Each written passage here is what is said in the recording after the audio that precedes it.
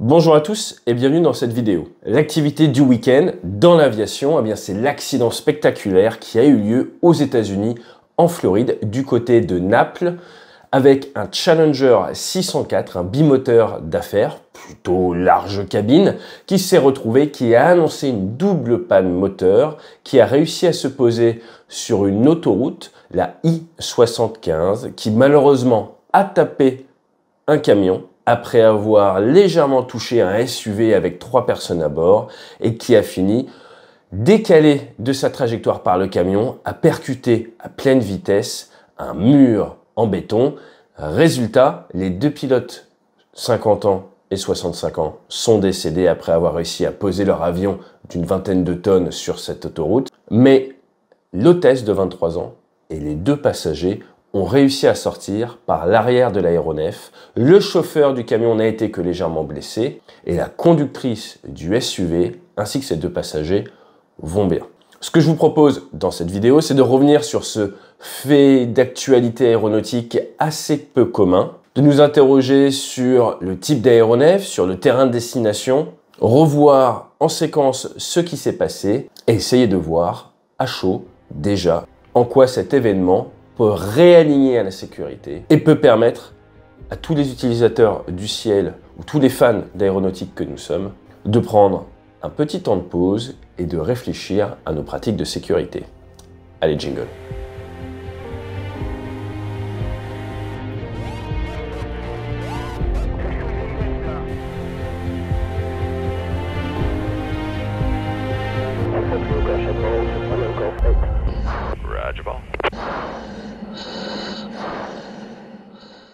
Bill Lear est un inventeur à qui l'on doit de multiples inventions, notamment des cassettes ou encore des autoradios. Mais il a travaillé sur le Learstar 600. Et si vous aimez les aéronefs d'affaires, vous savez qu'il a également ses jets, les Learjet. Le Learstar 600 était un bimoteur d'affaires qui derrière a été revendu, le principe a été revendu à Canadair. Et Canadair s'est mis à travailler sur le sujet avant d'être vendu à Bombardier. Et le Challenger 600, mais également le 601, le 604 dont il est question aujourd'hui, le 605 ou le 650 proviennent tous à la base de la planche à dessin de Bill Lear. Le Challenger 600 a fait son premier vol dans les années 78, produit à partir des années 80, plus de 1066 exemplaires construits et il n'avait jamais été perdu pour une double panne moteur. C'est un type d'aéronef qui a déjà été abattu au Venezuela, utilisé par des passeurs de drogue, et la plupart des accidents étaient dus principalement à du facteur humain, même si, lors de la certification de l'avion, un aéronef, un prototype avait été perdu, un des pilotes avait réussi à sortir en parachute, l'autre malheureusement non, c'était le 3 avril 1980. De la cellule du Learjet 600 et de son design, Bombardier a créé les fameux CRJ. La version 604 est une version qui vous permet de décoller à 21 tonnes 8, en gros c'est la masse d'un Rafale au décollage, et de faire près de 7500 km. Vous pouvez prendre 12 passagers, la cabine est dite assez large, et le confort est assuré à bord. 18 cellules ont été perdues en date de 2019, pour un total de 39 décès. Et pour la petite histoire, il s'agissait d'un Challenger 600 en 2017, lorsqu'un bimoteur d'affaires a perdu 9000 pieds en prenant la turbulence de sillage d'un 380, Challenger 600 qui d'ailleurs après a tellement subi des contraintes lors de cette turbulence de sillage qu'il a dû être interdit de vol, n'a plus jamais revolé. Le November 823 Kilo Delta, c'est le nom de l'avion que l'on voit juste derrière qui a eu son accident, a été fabriqué en 2004. Il est propulsé par des moteurs General Electric, des CF34 qui sont le dérivé des fameux TF34 que l'on retrouve sur S3 Viking, mais également et surtout sur le fameux A10. Ce sont des réacteurs fabriqués à des millions d'exemplaires qui fonctionnent extrêmement bien. Sur Bombardier, ils viennent se nourrir du pétrole qui est présent dans les ailes, mais également avec le réservoir central. Et comme j'ai envie de vous dire classiquement, vous avez initialement un peu de pétrole qui est prélevé au milieu, après ça vient des ailes, et vous avez le moteur qui sont alimentés. La compagnie, c'est Hoppejet. Hoppejet a été créé il y a maintenant 40 ans par un ancien héros de guerre, pilote de la Navy. Il avait participé à la bataille de Midway, et monsieur Harvey Hope, car Hoppejet Hope c'est son nom de famille, est décédé en 99 de sa belle mort avec 37 000 heures de vol. Sa compagnie est basée à Fort Lauderdale, en Floride. Et c'est de là que l'aéronef a commencé son voyage ce jour-là. Il a décollé de la base de Fort Lauderdale et monté sur le terrain de Columbus, Ohio State University, car aux États-Unis, vous avez une trentaine d'universités qui gèrent leur propre terrain, même s'ils sont ouverts à la circulation aérienne générale.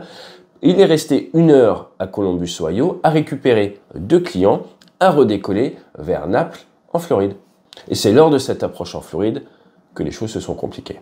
Le terrain de Columbus, Ohio, il a 3 pistes, mais ce sont des pistes quand même assez courtes. On parle de 1525 mètres au maximum. C'est quand même un gros terrain, créé en 1943, avec 143 avions basés. Et pour ce qui est du terrain de Naples, là encore forcément construit durant la Seconde Guerre mondiale, vous avez 2 pistes en dur, une de 1500 et celle qui était visée de plus de 2000 mètres.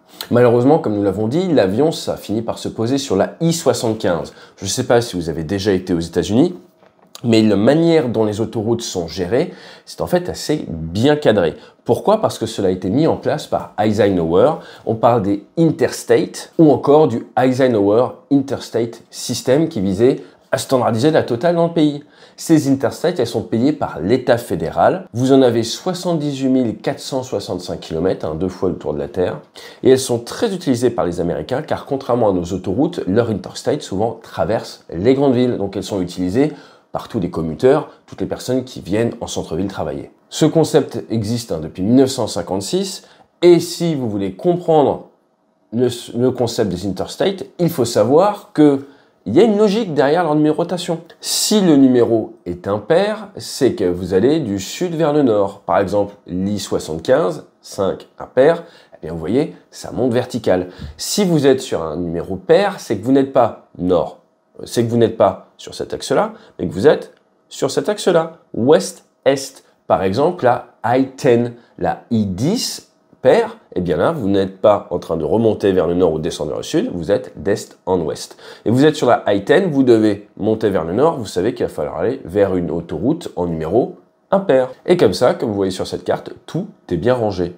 Si vous voulez faire un parallèle avec la France, en France, nos systèmes kilométriques commencent à Notre-Dame de Paris et ça part en sens horaire du nord avec l'A1 qui va vers le nord, et ça tourne, ça tourne, ça tourne, et vous avez la 13 vers la Normandie, et la 14, eh bien, juste au-dessus.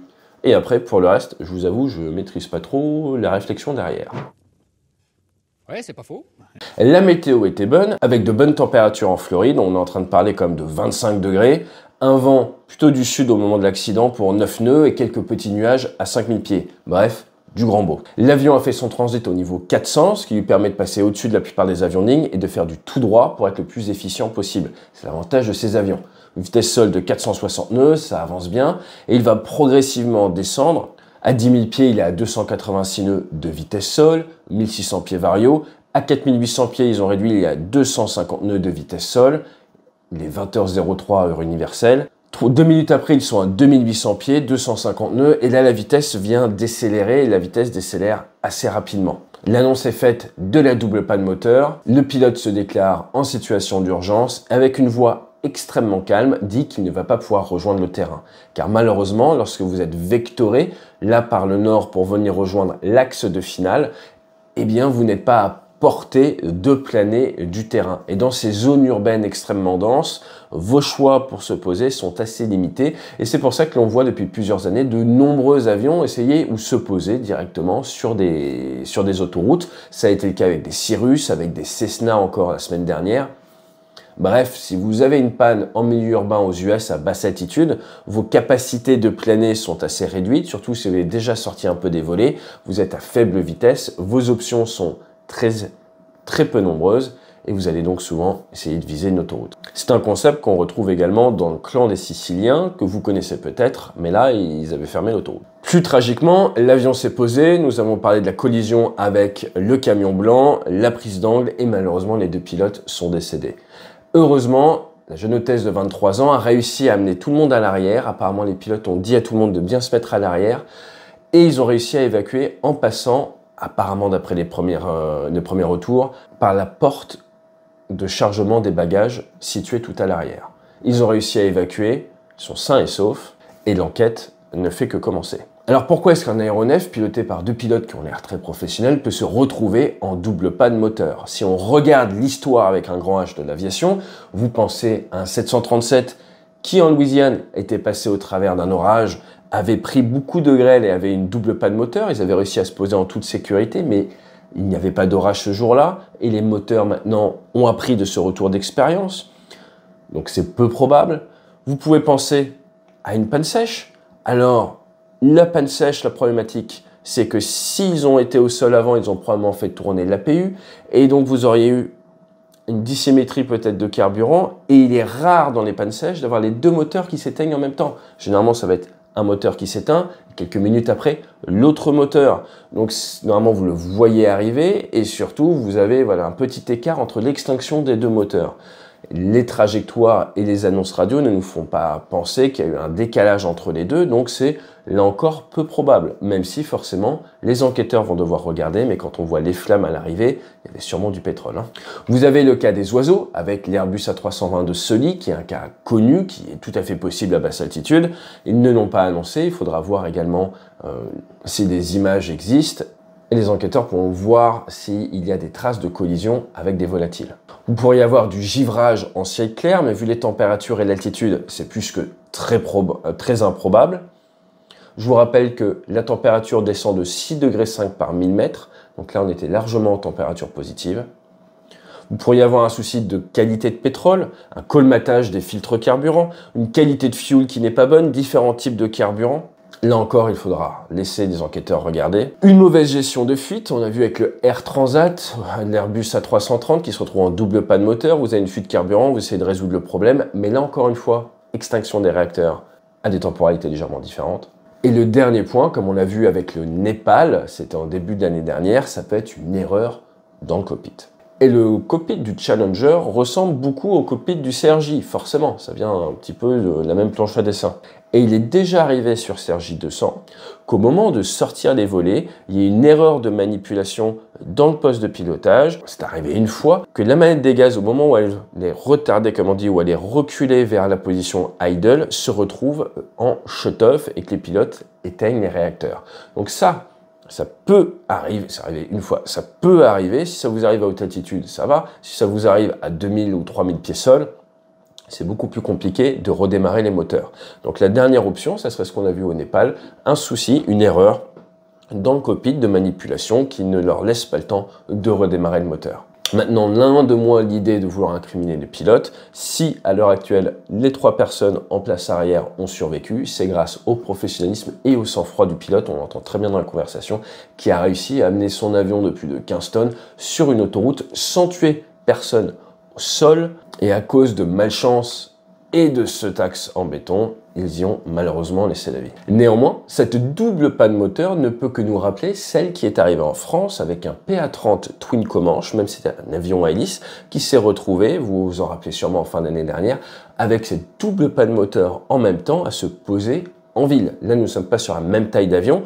Heureusement, et kudos à l'équipage, tout le monde avait survécu dans le cas du PA30, mais c'est intéressant de voir que nous avons 2 pannes moteurs quasiment en même temps, dans la même phase de vol, qui sont arrivés là à quelques semaines d'écart. Je peux vous dire que j'ai hâte, et je pense pas être le seul, d'avoir entre les mains les comptes rendus des bureaux d'enquête analyse. Le tout dernier point avant de clôturer cette vidéo, c'est le CH-53E, le Super Stallion, qui s'est écrasé en Californie. 5 décès, vous aviez 3 capitaines à bord, vous aviez un caporal et un sergent. Ils appartenaient aux Marines, aux Flying Tigers, c'est alors qu'ils étaient en transit pour retourner vers leur base, Miramar, que vous connaissez avec Top Gun. Et ils ont disparu dans la Pine Valley, ils ont été retrouvés, tout l'équipage est décédé à peu près 90 km à l'est de San Diego. Je vous rappelle que les Marines, à l'heure actuelle, ont toujours d'énormes soucis avec leur flotte de V-22 Osprey. Là encore, un accident à suivre. Le CH-53 est réputé comme un aéronef fiable, à voir c'est une erreur de pilotage sur un retour vers la maison en basse altitude ou si c'est un problème machine. Vous l'aurez compris, pas mal de travail pour les enquêteurs et pour nous, en tant qu'utilisateurs, plus que jamais, il faut en permanence essayer d'être, comme on dit, devant l'avion, d'anticiper ce qui peut mal se passer et d'avoir des portes de sortie. Vous vous dites, qu'est-ce que je fais là? Je suis en DR400, si j'ai une panne moteur, où est-ce que je me pose? Si je suis en bimoteur, toujours avoir conscience du volume dans lequel on va pouvoir faire planer notre avion, quels sont ces fameux terrains de secours où on va pouvoir se poser. Car je vous rappelle que généralement en tant que pilote, notre objectif numéro 1, c'est la sécurité, celle de nos passagers, celle de notre équipage, celle des personnes au sol, après la sauvegarde de notre aéronef si possible, et que ça ne se fait pas tout seul, ça se fait par de l'anticipation permanente. Car dans l'aviation, nous savons que tout ce qui peut arriver va arriver. Vous la connaissez, c'est la loi de Murphy, ancien pilote, devenu ingénieur, qui a travaillé sur les systèmes de siège éjectable. C'est à ce moment-là qu'il a découvert cette loi, qu'il l'a intellectualisée. Et s'il y a une chose à retenir de cette vidéo, une chose à retenir de cet événement, c'est que tout ce qui peut arriver va arriver. Et je vous encourage à regarder le nom de famille du commandant de bord de ce Challenger 604 qui a perdu la vie en sauvant ses passagers. Je vous donne dans le mille, ça commence par un M, ça finit par un Y. Fly safe.